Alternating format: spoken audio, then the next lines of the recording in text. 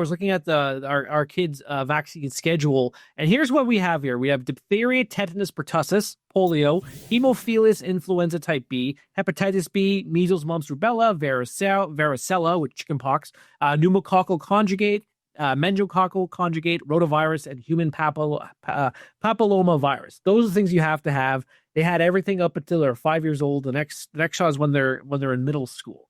That's the vaccine schedule. I was comparing that to the United States, and pretty much the United States is roughly the same, plus or minus a couple of more. This doesn't bother me. Vaccines, I think, these are decades long in the making. The difference with the COVID vaccine is that it was not decades in the making. It was happened overnight. We expect this thing would take 5 years to manufacture. Instead, it was just produced in 9 months. What bothers me with the whole medical establishment is that during the pandemic, all the common sense from the medical establishment was just abandoned. They all said that, immunity is not a thing anymore. And, you shouldn't worry about the future when you're wearing face masks and having all these preventative measures.